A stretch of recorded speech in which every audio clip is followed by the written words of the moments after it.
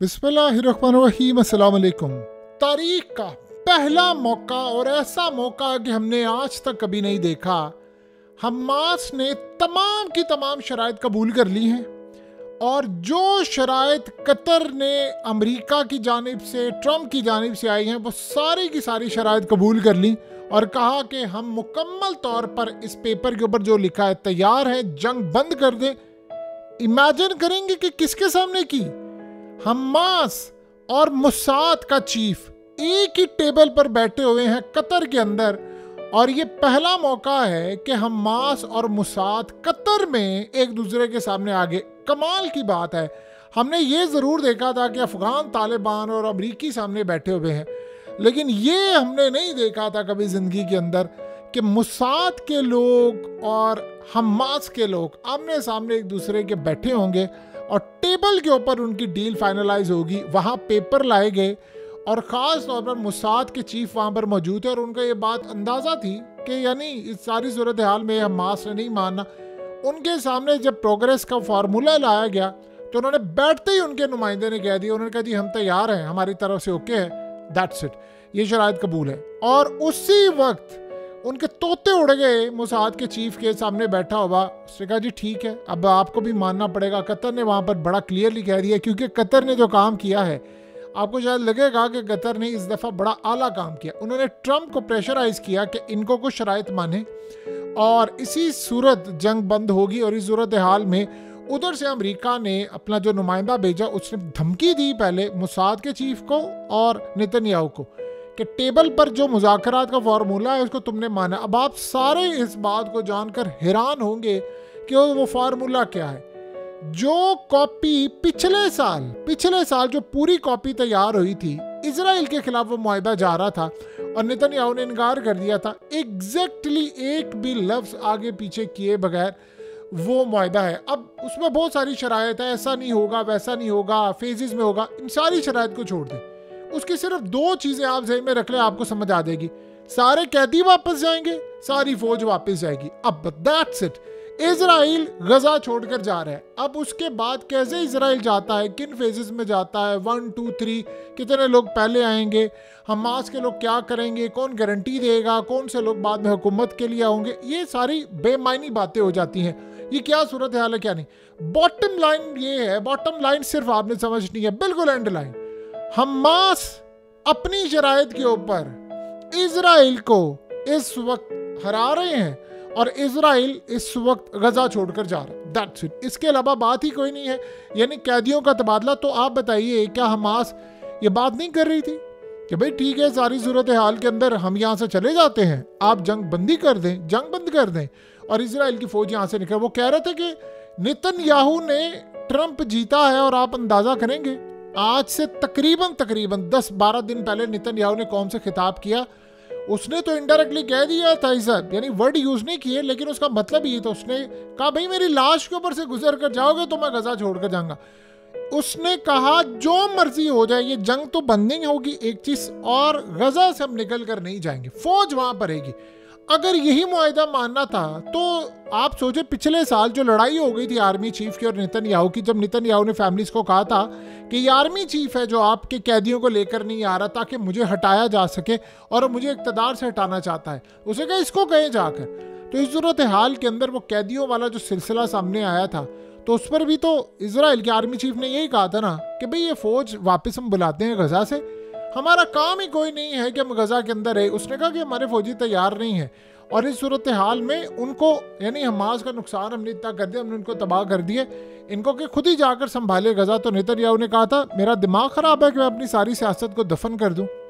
ये असल में सूरत हाल पैदा हुई थी और एग्जैक्टली अब वही मुआहदा इस वक्त ये करने जा रहे। मज़े की बात यह है कि मुसाद के चीफ को, जो बड़ा ही अपने आप को पावरफुल समझता है, उसे काम ये किया कि ट्रंप के यानी जो नुमाइंदा था, वो जब उसने आकर मुलाकात की तो उसके बाद उसने नेतन्याहू को कहा कि ये शराइत बीच में आप ऐड करवाएं। और उन शराइत में यानी क्या चीज़ थी कि हमास गवर्नमेंट नहीं लेगी, हमास यहाँ से निकलेगी और फलाना होगा, उसकी जगह ये होगा, वो हुकूमत भी लें।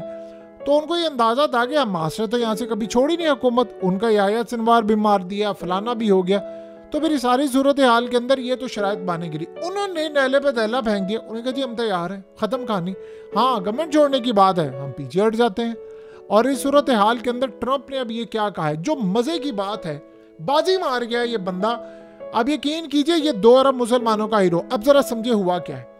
इजरायली मीडिया पर एक झूठ फैलाया जा रहा है, वो कहा जा रहा है कि फ़िलहाल जो मुआहिदा है वो तो हमास की फेवर में जा रहा है और इस मुआहिदे के तहत इजराइल को शिकस्त हो रही है।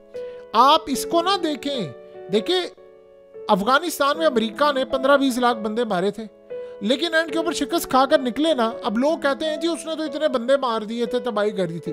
ये बंदे मारना काम नहीं होता। एजेंडा उनका ये था अफगानिस्तान पूरे का पूरा कैप्चर करना है, पूरे का पूरा फतह करना है। वो नहीं कर पाए, वो वहां से निकल गए, उनके फौजी तबाह हो गए। इनका भी यही प्लान था कि गजा तो हमने लेना है, उसकी गैस लेनी है, सब कुछ लेना है, फलाना लेना है। जब आप अपना ये सारे का सारा काम पूरा नहीं कर पाए तो आपको असल में शिकस्त हुई है। अब जब इन्होंने ये सामने शराइत रखी, नेतन्याहू को उन्होंने बताया कि हमास ये चीज़ नहीं मानेगी, हमास मुकम्मल तौर पर यहाँ से नहीं निकलेगी, तो उन्होंने कह दिया कि भाई ठीक है, हम तो यहाँ से निकलने के लिए तैयार हैं और वापस लोग आ जाएं। अब उनके पैरों तले ये ज़मीन निकल गई। अब इजराइल के मीडिया ने क्या कहा, इजराइल के मीडिया झूठ ये फैला रहा है कि जी इस वक्त ये जो मुआहिदा हो रहा है ये चूंकि इस वक्त हमास की फेवर में है और इजराइल को शिकस्त हो रही है, तो अवाम को वो ये कह रहे हैं कि असल में नेतन्याहू की और ट्रंप की एक खामोश अंडरस्टैंडिंग हो गई है इस बात पर कि बाद में जब ये एक दफ़ा ये जंग ख़त्म हो जाए तो तुम बाद में जाकर दोबारा हमास पर हमला कर देना या दोबारा गजा में हमला कर देना, तो मैं तुम्हारे साथ खड़ा हूँगा, मैं उस जंग में कूद पड़ूंगा। और ये बात हुई है। अब आप ज़रा अंदाज़ा करें, इजराइल अब असल में फेस सेविंग के लिए वो ये कह रहे हैं कि सारे का सारा मामला हुआ जी, वो बाद में ट्रंप मान जाएगा। और जो बंदा अभी नहीं माना वो बाद में क्या मानेगा। यानी ये आप सोच लें, बाद में आपने क्या फिर ट्रंप को भड़काना है जो आप ये बात करें। ट्रंप ने क्या कहा है, ट्रंप कह रहा है कि मैं अब ऐसा काम करूंगा कि सारी जिंदगी ना हमास की इजराइल से लड़ाई होगी ना इजराइल की हमास से, और उसका मैं चैप्टर ही क्लोज कर दूंगा। उसने कहा है कि जो वो ये चाह रहा है कि इजराइल अब 1 इंच ज़मीन नहीं लेगा गजा की और हमास कोई कार्रवाई नहीं करेगा इजराइल के खिलाफ। ये 2 चीज़ें। आप एक बात बताएं कि हमास खड़ी कैसे हुई थी। इजराइल हर कुछ अरसे के बाद फ़लस्तीनियों को मारता था, एरिया कब्जे में लेता था, ये तमाम की तमाम चीज़ें होती थी, यही मामला था ना।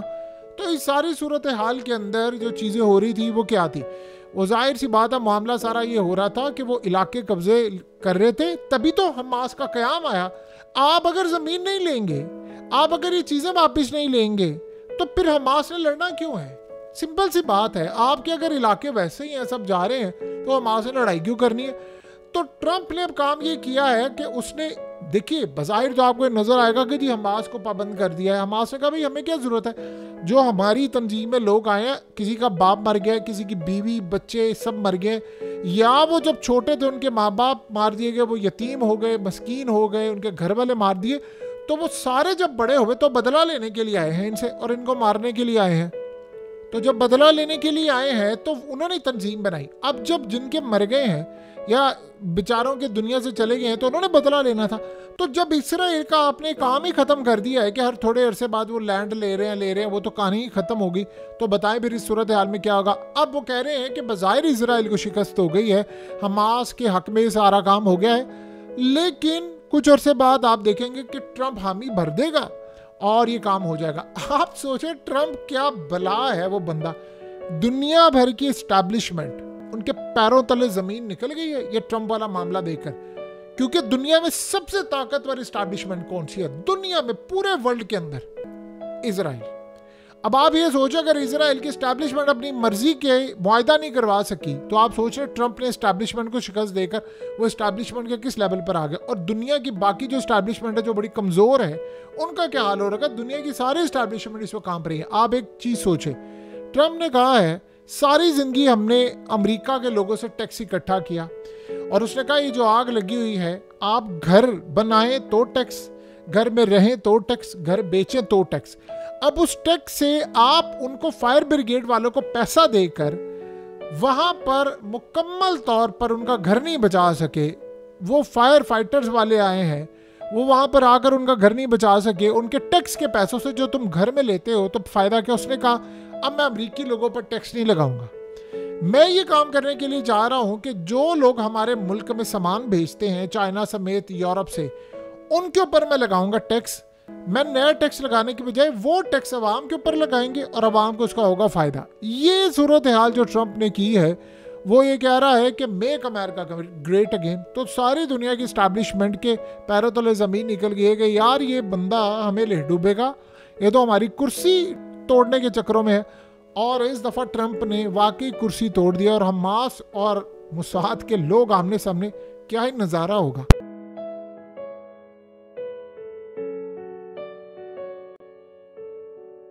हकीकत टीवी को सब्सक्राइब करना मत भूलें, वीडियो को लाइक करें, शेयर करें और कमेंट सेक्शन में अपनी राय का इजहार ज़रूर करें।